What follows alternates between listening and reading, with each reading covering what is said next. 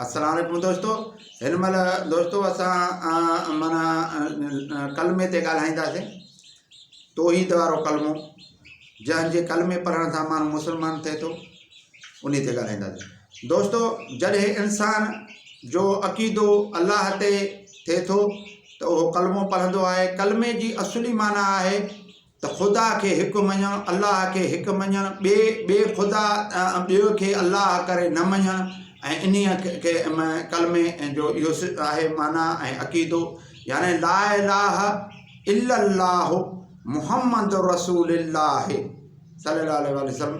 यानी इन में अहद कयूं था त अल्लाह तूं ई अल्लाह आहीं, ॿियो को मबूद न आहे, ॿियो को ख़ुदा न आहे, ॿियो को अल्लाह न आहे सवाइ तो अल्लाह जे। तूं ई असांजो हाजत रवा, तूं ई मददगार, तूं ई माना असांखे संभालींदड़, तूं ई आहीं। इहो वचन कयूं था। जेकॾहिं इन्हीअ में इंसान इहो वाइदो कयो त ॿिए खे ख़ुदा न मञींदुसि, ॿिए खे अल्लाह करे न मञींदुसि, जेकॾहिं ॿियो बि ख़ुदा करे ज़ाहिर थियो, चई त मां अल्लाह जी दावा करे थो, त उन खे हू न मञींदो। छो त मञींदो त इहो शिरक कई, यानी हिन कलमे खां फिरियो, यानी अल्लाह खे हिकु न सम्झी ॿिए अल्लाह जी बि इबादत कई, ॿिए अल्लाह खे बि मञी, त इहो शिरक थी पियो। ऐं उन ॼण चओ गोया के कलमे ते हू न बीठो, कलमे जी इनहराफी कयाईं, इन जे लेवल सां हू मुस्लमान जे हद खां ख़ारिज थियो। नबी करीम सल्लल्लाहु अलैहि वसल्लम फरमायो त मां मुशरिक जो माना शफ़ायत न कंदुसि। मुशरिक यानी शिरक कंदड़, जेको ॿिए अल्लाह जी इबादत करे, ॿिए अल्लाह खे मञे ऐं हिकु अल्लाह खे छॾे ॿिए ख़ुदा खे, जेको बि जहिड़े बि टाइम ते ख़ुदा जी दावा करे, त उन जे पोइ लॻ थियो त इन शिरक कयो। बाक़ी रही ॻाल्हि त औलिया अल्लाह बुज़ुर्ग या पीर फ़क़ीरनि जी, जेको उन्हनि जूं करामतूं ऐं उन्हनि जा माना उन्हनि जा जेके करामतूं आहिनि उन्हनि खे मञणु, इहो शिरक न आहे। इहो माना कलमे जी इनहराफी न आहे। कलमे जी इनहराफी सिर्फ़ु इन में थींदो जॾहिं ॿिए ख़ुदा खां जेॾी महिल बि कंहिं दावा कई त मां अल्लाह आहियां, ऐं उन अल्लाह जी जंहिं हुन ताबेदारी कई ऐं उन ॿिए अल्लाह जी ताबेदारी कई, त उहो उन कलमे मां ख़ारिज थियो।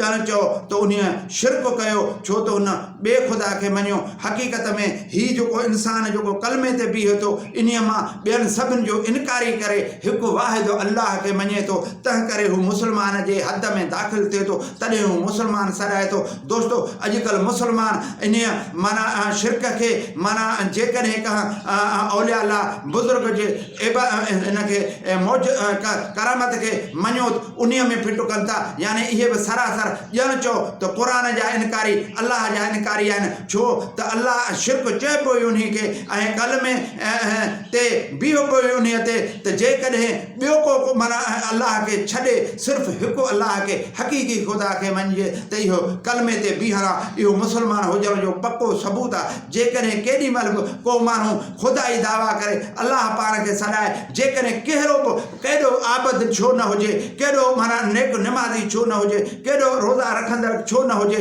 केॾो तहजुद गुज़ार छो न हुजे, मगर उन ॿिए अल्लाह खे जेको वक़्त जे नज़ाकत सां जंहिं दावा कई हुजे, उहो केर बि हुजे, उन जो पोइ लॻ थींदो त हू मुस्लमानी मां ख़ारिज थींदो। इन शिरक कयो, इन जो इहो कलमो बि क़बूल न आहे। जेको अमलनामा अथसि उहे बि सभु ग़रक़ थी वेंदसि, उहे सभु ख़तमु थी वेंदसि ऐं उहो मुस्लमानी मां ख़ारिज थी वेंदो।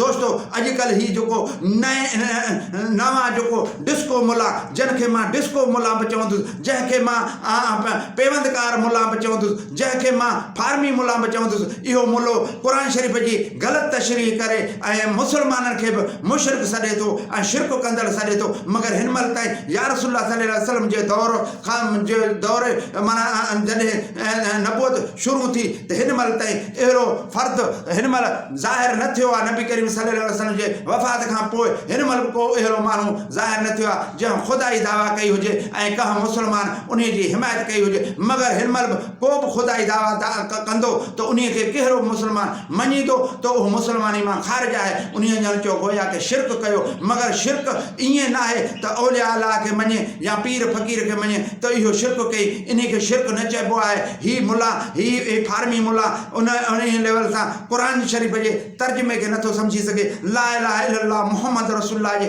माना खे सम्झी नथो सघे त ही जेको मुसलमान आहे जहां ख़ुदा खे तस्लीम करे ऐं मुसलमान थियो आहे उन खे ते मुसलमान ते अंगुरियूं पियो थो खणे। इहो ईअं करणु न घुरिजे, मगर इहो उन्हनि जे तइलीम जी खोट आहे। सिर्फ़ु किताब पढ़े मुल्ह रॻी किताबनि ते हुनजी पहचान, हुनखे रूहानी जेको सीने बि सीने जेको इल्मु मिलंदो आहे उन जी ॼाण ई कोन्हे, सिर्फ़ु किताबनि ताईं महदूद आहे। महिरबानी, अस्सलाम वालेकुम।